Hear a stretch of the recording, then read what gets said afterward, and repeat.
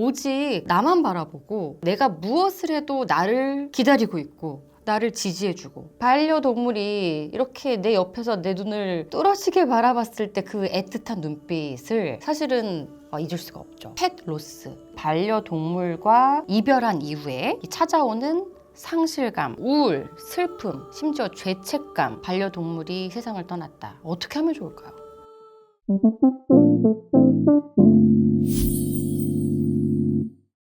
안녕하세요. 너와 나의 F코드, 너나코 나혜란 원장입니다. 오늘은 유튜브에 떴다 하면 어마어마한 조회수를 기록하는 슈퍼스타의 이야기로 시작을 해볼까 합니다. 물 마시는 영상만 300만 뷰, 잠만 잤는데 500만 뷰. 정말 대단하죠? 예. 영상의 주인공은 바로 푸바오입니다. 이 푸바오가 사육사 할부지의 팔짱을 끼는 이 영상은요, 무려 2,500만 뷰를 넘길 정도로 많은 사랑을 받았는데요. 하지만 다들 아시다시피 이 푸공주, 푸바오는 지난 4월 3일 중국으로 이제 반환돼서 떠났고요. 수많은 이 푸덕이, 푸바오를 사랑했던 사람들이 눈물을 흘릴 정도로 정말 오열하는 사람도 제가 화면에서 확인했었고요. 그 마지막 모습을 보기 위해서 놀이공원에 엄청나게 사람이 줄을 섰다고 알려졌었죠. 왜 이렇게 푸바오에 열광했을까? 결국은 푸바오라는 동물이 주었던, 사람이 어떻게 보면 줄 수 없었던 힐링이 포인트였던 것 같습니다. 푸바오 동영상을 보면 힐링됐다는 반응이 굉장히 많았어요. 예, 실제로 이 댓글을 보면요, 회사에서 힘든 일이 있을 때마다 이 판다 가족들을 보면서 얼마나 힐링이 되는지 모르겠어요. 정신과에 다녔는데 푸바오 덕분에 약도 끊었어요. 이거 푸바오가 저의 경쟁자네요. 네. 이렇게 동물을 보면서 힐링을 하는 경우가 요즘 많죠. 요즘 많은데요. 사람에서 받지 못하는 힐링을 오히려 동물에서 받는 경우가 꽤 늘어난 것 같습니다. 실제로 우리나라 통계청이 발표한 2020년 이 인구주택 총조사 표본 집계 결과에 의하면 우리나라 전체 가구의 15%인 312만 9천 가구가 반려동물을 기른다고 합니다. 기른다기보다는 요즘에 같이 산다는 개념이 맞을 것 같아요. 이게 우리가 말로 공감할 수 있는 정서는 한계가 있지만, 반려동물이 이렇게 내 옆에서 내 눈을 뚫어지게 바라봤을 때 그 애틋한 눈빛을 사실은 잊을 수가 없죠. 거기서 10마디 위로보다 많은 정말 이 힐링을 받곤 하는데요. 실제로 요즘 오는 환자분들이 그런 얘기를 많이 하세요. 저는 우리 애기, 고양이나 강아지를 빼놓고 생각할 수가 없다. 환자들의 얘기를 들어보면요, 가족이랑 같이 살아도 가족들한테 그런 위로를 받지 못하는 분들이 많습니다. 가족이긴 하지만 서로 생활하는 시간도 다르고 워낙에 문화도 다르다 보니까 충분한 공감을 받기가 어려운데, 이때 내 강아지는 내가 올 때 항상 이렇게 나를 기다려주고 있고요. 눈을 동글동글 해서 날 쳐다보고 있고 항상 날 졸졸 쫓아다니고요. 내가 밥을 안 챙겨주면 얘는 어떻게 될 것 같고, 그러니까 이게 단순히 애착을 넘어서 특히 노년에 있어서는 나의 존재감을 주는 어떤 관계까지 갈 수 있는 거죠. 애니멀 세라피라는 게 있긴 있습니다. 동물을 가까이 하면서 실제로 치유를 받는 건데요. 이게 뭐 거창하게 학술적으로 들어가지 않아도 어린아이들도 동물과 같이 큰 아이들이 정서적으로 훨씬 안정되어 있고, 특히 노년에 굉장히 외롭거나 이제 독거 가정이 많잖아요. 이때 동물을 같이 반려동물로서 함께 하면서 고독감이나 외로움 이런 것들이 많이 사라지고 정서적인 안정을 준다는 연구는 많이 나와 있습니다. 최근에 나온 한 연구에 따르면 호주 모나시대 미야콥이라는 박사가 연구를 했더니만, 개나 고양이와 같은 반려동물과 함께 시간을 보내면 스트레스가 해소되는 것은 물론 행복감을 느낄 수 있다고 연구 결과를 발표를 했습니다. 근데 여기서 이 행복감은 뭐냐면요, 우리가 요즘 말하는 도파민, 짜릿해, 흥분돼, 아니면 막 이너피스가 있어, 뭐 평화로워, 이런 것과는 조금 다른 건데, 그 여성이 아이를 출산할 때 나오는 옥시토신이라는 호르몬이 있는데요. 실제로 고양이를 쓰다듬거나 개와 놀아주는 시간을 보내고 나면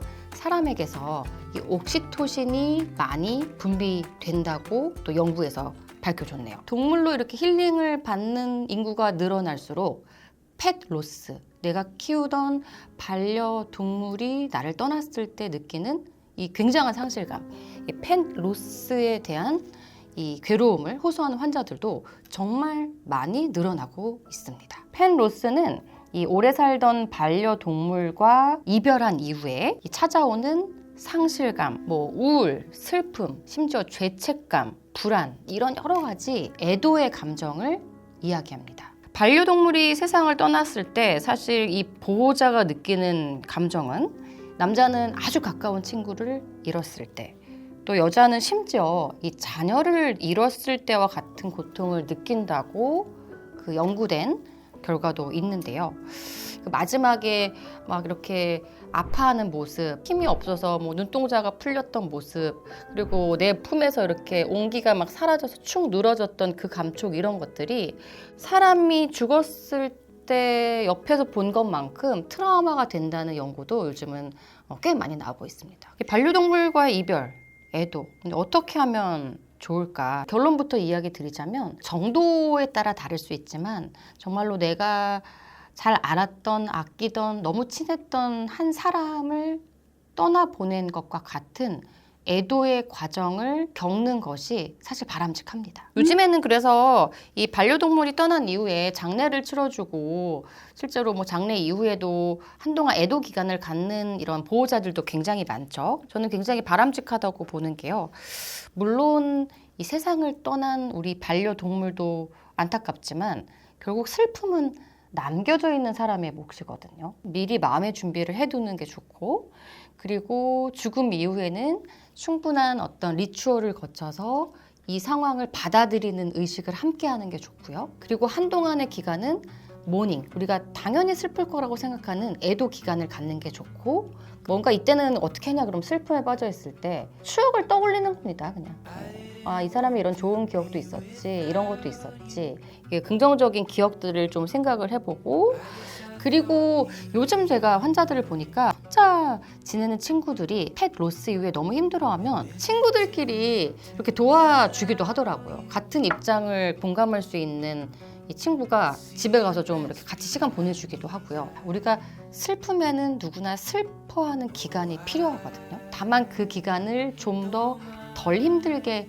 버텨내기 위해서 옆에서 좀 도와주면 힘이 된다는 거죠. 새로운 반려동물을 입양하는 거에 대해서도 고민하시는 분들이 많거든요. 펫로스를 했으니까 내가 이 빈자리를 채우기 위해서 새로운 반려동물을 언제 그러면 또 입양해야 할까요? 너무 빨리 데리고 오자니 내가 예전 애를 너무 빨리 잊는 것 같고요. 또 너무 늦게 데리고 오자니 허전함이 큰데 라고 생각을 할 수 있는데요. 포인트는 이거 같아요. 내가 상실한 그 반려동물을 대체하려고 입양하면 안 되고요. 어떤 새로운 가족을 또 만난다 라는 생각이 준비가 되었을 때 입양하면 좋을 것 같아요. 예를 들어서 내가 달심이 너무 귀여웠는데 달심이한테 내가 좀 못한 것도 있지만 난 나름대로 최선을 다했고 달심이랑 즐거운 시간도 많이 가졌고 나한테 위로를 얼마나 많이 해줬어. 정말 고맙고 나중에 우리가 다시 만날 수 있으면 만나면 좋겠다. 마치 무지개 다리를 건너서 다시 만나는 것처럼 일하고 정리를 한켠에 해놓고, 그리고 나는 또 다른 가족 뭐를 만날 거야. 이렇게 마음이 새롭게 준비됐을 때 새로운 마음으로 입양을 하는 게 나의 과거나 또 나의 현재의 반려동물을 위해서 혹은 나를 위해서 건강한 방식인 것 같습니다. 슬픔이라는 게 유효기간이 있는 것 같지 않아요. 제가 예전에는 1년 정도 슬펐으면 됐지라고 생각했는데 정말 내가 마음을 붙이고 의지했던 존재를 이별하거나 사별하면 죽을 때까지는 못 잊는 것 같아요. 펫 로스를 극복하기는 참 어렵습니다. 마음에 묻어둔다는 표현이 맞는 것 같고요. 사실 그게 참 슬픈 건데 그렇기 때문에 미리 준비하고 이런 걸 좀 지혜롭게 주의와 공감하면서 이겨내 보시면 좋겠고, 조금 슬픈 얘기 펫 로스였습니다. 다음 시간에 다시 찾아뵐게요.